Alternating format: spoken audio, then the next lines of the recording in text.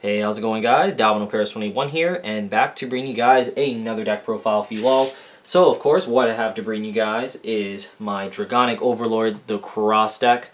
Been going through a lot of testing with this deck, particularly for the main reason that, this is like my main competitive deck. And the fact is, since I was, planning to take this to a few, future big events, I kind of wanted to conceal my list for a little while, but, I figured, we've all seen many lists anyway, so I thought, it doesn't really matter anyway. Plus, while the deck is fairly cookie cutter, kind of for the most part, in terms of the build, there are a few different directions you can really go with in terms of some particular card choices. So, I was kind of really testing on what specific card choices I like, and actually been discussing this deck for a period of time with a few other friends of mine that play Kagero, and we all end up with like very similar, if not same lists, because there's definitely a lot of points that we agreed on this particular build. So yeah, without further ado, let's actually get started. So of course, for the starter, just to get them out of the way, we have the Red Pulse Draco Kid. As always, like I say time and time again, Red Pulse always helps with consistency for the deck, and the fact is that especially in this build, it's very important just to try to ensure your cross in terms of your opening hand as much as possible, because he is your main card in the deck. But yeah, simple as that. Not much more to say about him. Now, I want to go ahead and just go over the strides real quick. It's pretty straightforward, just because there's really not much choices out there. But you have your 4 Flare Root Dragon. So you pretty much Persona flip from your G zone, and if you have 2 face-up G units in your G zone, you can retire an entire column essentially.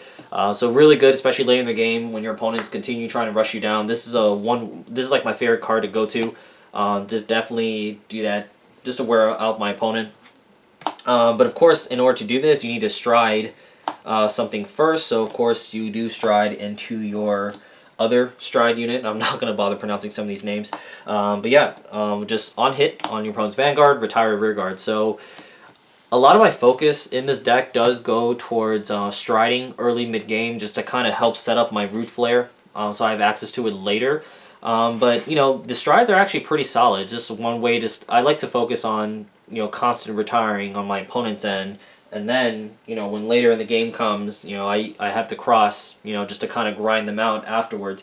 Although there are times where going for a cross Legion is a little bit more appropriate, but as I always say, it's really up to the individual player to kind of assess the situation and play accordingly. So yeah, really good stride targets. Oh yeah, and I do have the 1 Atmos in the deck. Just because there are times where, maybe late in the game you just want to hit for a big number in your center. So there are actually a few times he helped me win a game. So just play 1. Now moving on to my grade 3s of my actual deck. You have, of course, your 4 copies of your Dragonic Overlord the Cross, and 4 copies of Dragonic Overlord the N. So now, a few things to basically talk about for my grade 3 lineup. Now, as you notice, I don't play the Great. Now, in my very first draft of this deck, when I first got the deck together, I started off with like the same grade 3 lineup that you see with a lot of decks of like 9 grade 3s of 4 the Cross, 3 the N, 2 the Great.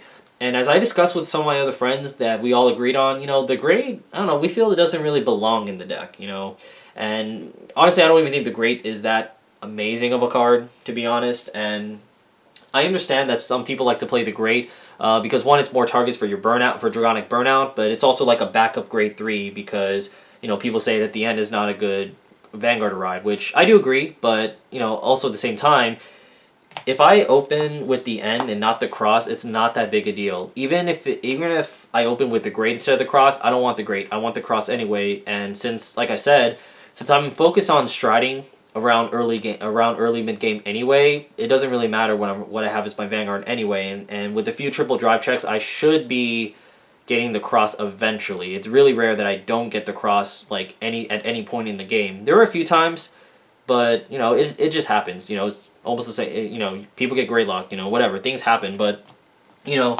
if I ride the end first, eventually if you get the Cross, you can easily just ride over the end, like as you would, and it just gives you another card in the Soul, which Soul is very big in this deck because you you do have you definitely get the full extensive use out of your souls. So I usually just end up rewriting it, soul blasting the end, and then I have a target to use for the cross.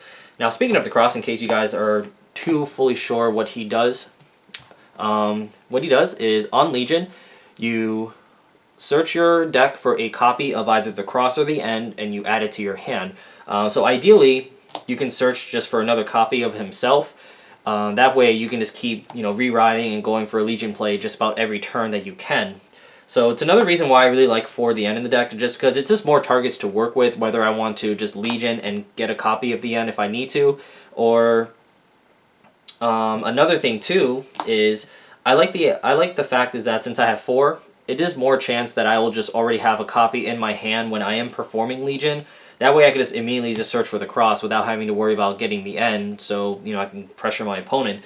Because I really don't like having to search for the end, because then my opponent obviously knows I immediately have it. So I kind of like having that concealment, as if you want to call it that, for my opponent, so that it's just another way to help conceal some of my plays, and it just makes your opponent second guess themselves whether they should really block your Legion cross or not. So it's really, really good. So yeah, it's simple as that. It's just a simple lineup, 4/4, and honestly, guys, like I said, it's really I don't think you need the great in the deck.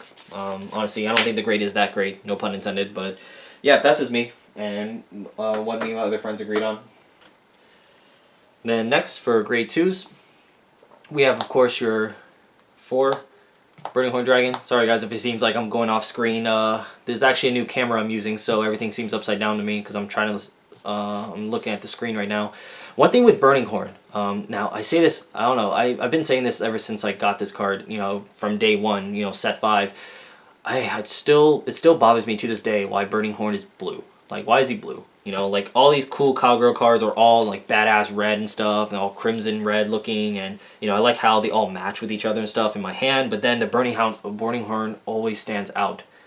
Ugh, I don't know, it just bothers me, and he has to be a 4 in your deck, so, but, I don't know, whatever, I digress. But yeah, definitely gotta run the Burning Horn, 12k beats, always good, always good. And then you have your 4, Dragonic Burnout. Really amazing card in the deck for the fact is that with access to Stride, you have another easy way to send your Overlord targets to the grave while still gaining value. Because I really don't want to have to use like a Gojo or something to get in the grave to use it if I can help it. So that's one thing I really like with Stride. Gives you more versatility in terms of using your burnouts. Hence him being like a $20 card or whatever. He probably dropped in price, but anyways. So yeah, Burnout. Just when you place on Rearguard Circle, you take 1 copy of Overlord in your drop zone, send it to the bottom of your deck, Soul Blast 1, and retire a Rearguard. Now, it's very important, just to reiterate this for some people, some players out there, because players are still getting confused on this. It's very important that you send your Overlord to drop zone before Soul Blasting. The reason is that when you're getting ready to use Burnout skill, you should already have a target in your drop zone. That way you can, Soul Blast your target and then send it. So that's very important that you follow it in that order for that main reason. So just want to re-emphasize that for some players, because I think some players are still having trouble understanding that. The last of my grade 2s. The slot I really have here is really much. There was a lot of debate and a lot of choices I was kind of going with, and I actually ended up with Dragon Knight Jabad. I'm really bad with names, guys. I'm sorry. But yeah, he's just your basic 12k attacker on Generation Break 1. So, he doesn't really do... He's just your basic 12k beats in the deck. So, in terms of the choices I went with beforehand, obviously, of course, I played Neoflame because I was playing the greatest that made. But even when I was just running my basic grade 3 lineup, you see, I did still continue to play Neoflame. And Neoflame, honestly, I was always back and forth with them because... especially if you're facing against a player who is fully aware of what your deck does, they usually don't commit to a field anyway. So it gets really awkward holding Neoflames and whether I should maybe call him to actually get some beaters out there to start pushing damage on my opponent, or should I hold him in my hand?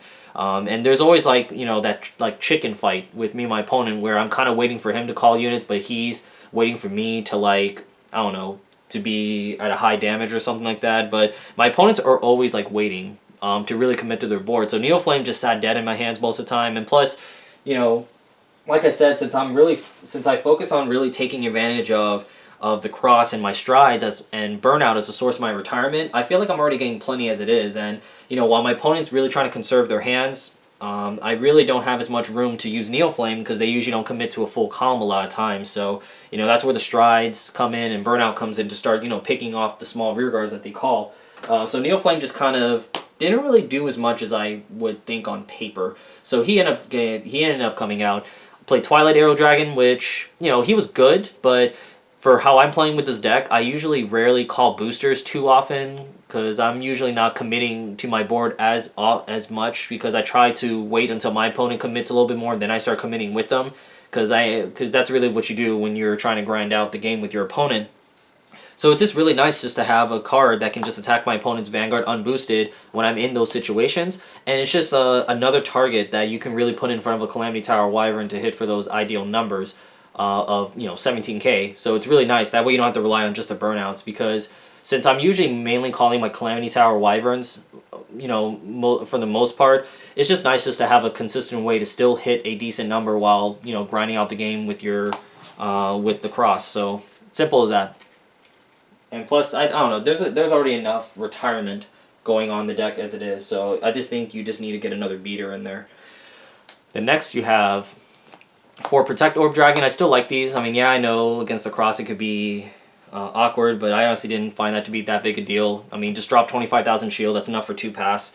And then I usually like to try and save my Sentinels for strides anyway, so still the unflipping can definitely come in clutch for you.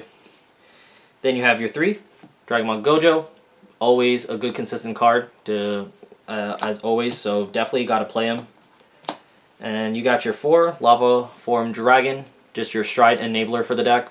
Obviously you don't play Dragonic Blade Master, but they're just there just to give you more access to your striding.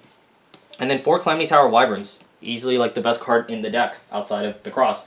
Because like I said, when you keep rewriting the cross over and over again, you always have access to just constant legioning, and the extra draw power is good. And like I said, usually Calamity Towers is usually what I'm committing to on the board as my booster, so that's another reason why I play my Dragonite Jabad, just to get more beaters in there. So, yep, pretty simple lineup.